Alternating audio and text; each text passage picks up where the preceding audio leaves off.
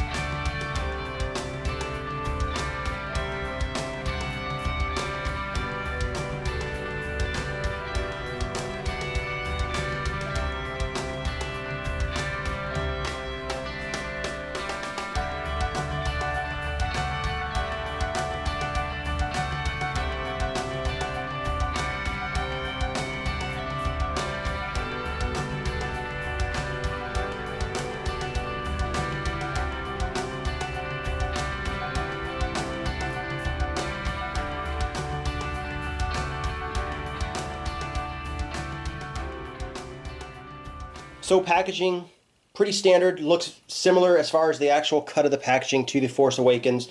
Looks really nice with that black background, and you got the nice figure in the front as well. You got a nice picture of Director Krennic as well, which looks good. And you've also got the Death Trooper up there, which is basically like the main new thing and symbol from the for this toy line. They definitely are promoting that. As well as it says Star Wars Rogue One here. And as we flip onto the back, pretty basic back packaging.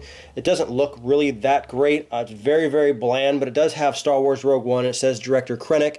And it says, as Director of Advanced Weapon Research from the Imperial Military, Orson Krennic is obsessed with the completion of the long-delayed Death Star project.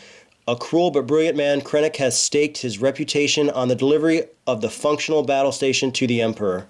So, and then you can have a nice picture of the little app you can download. It says Apple Store. I'm not sure if it's for anything else, but you can also, or it does say you can download for Google Play as well. But basically, you can film your figures and add in special effects, so that's pretty cool.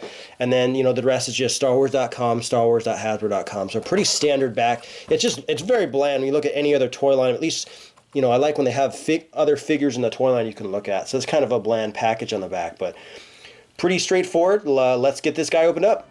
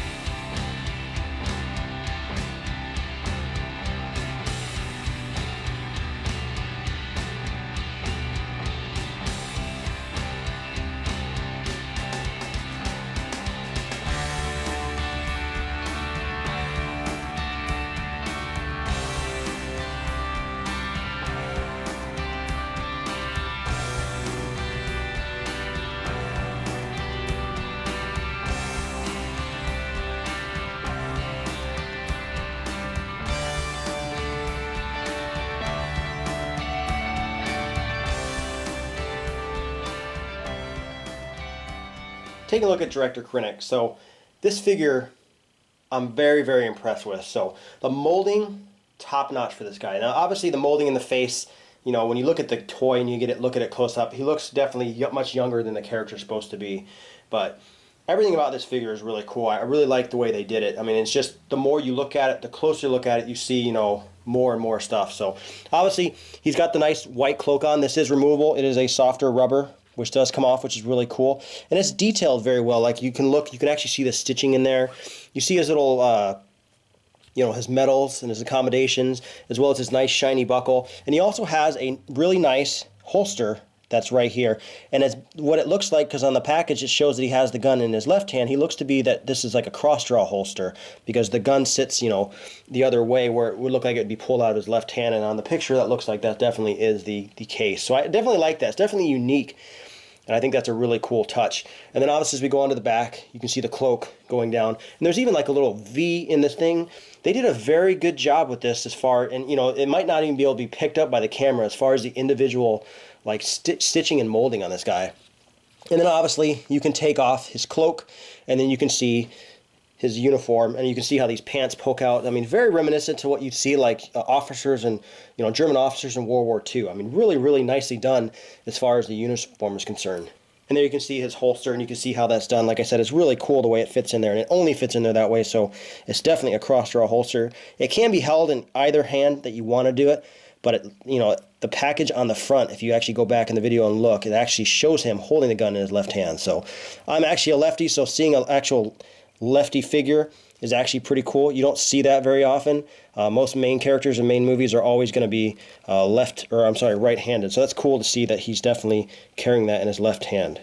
And there it kind of shows some more of the molding in the actual cloak, which I think is really nice. And if you go down farther, you can actually see that V I was talking about.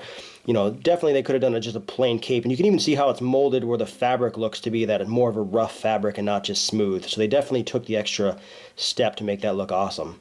And even the molding in his shirt, I mean, it's cool how they did it where it's kind of split here. You can see that little hole, like it's almost split to move more. This is very hard to move. I mean, it's definitely molded really hard, so it's not really soft rubber, but they definitely did that where it gives some kind of give to it.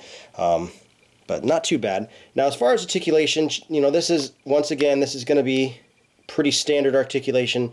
They didn't do anything outside the box here, which is unfortunate. They still have some really crappy articulation on these figures. So obviously the head, now this head actually looks like it's almost on a ball joint because it does have a little bit of a wiggle to give you that up and down. Arms move, you know, up and down. He does not have a waist turn, and his legs move, and they are restricted by this thing right here. So that's probably why they have that little bit of split to give him just a little bit more, but very little articulation in the legs. It almost looks like you can go backwards and have more motion than going forwards. And then he does come with a missile launcher just like all the other figures, and you can see it shows it that he's supposed to hold it in his left hand. The thing is, with this handle being so big, it's very difficult to get his hand on there, so it's kind of just slipped over there. But pretty standard looking, you know, missile launcher. Just hard plastic on this guy. With like Kylo Ren and the Darth Vader figure in the Rogue One toy line, they actually have a rubber piece attached to it. It is not the case with this guy. And then each of these missiles are basically a lip catch type system, where the actual projectile has an extra lip on the projectile, and then you just bend it in the right way that'll actually launch the missile, and it shoots the missile. So this one actually shoots pretty good, much better than the Jyn one. And then for size comparison, here we have Director Krennic next to Darth Vader. They're both from the Rogue One toy line. And you can see that Darth Vader is taller than him. You know, I like that they did that, where they definitely scaled the figures correctly, or the way they should be. And you know, obviously these will probably be two figures we see in the movie interact with each other. You know, these two characters, Director Krennic and Darth Vader. It seems like Director Krennic will probably be the main bad guy in the film, with Darth Vader kind of watching from the background.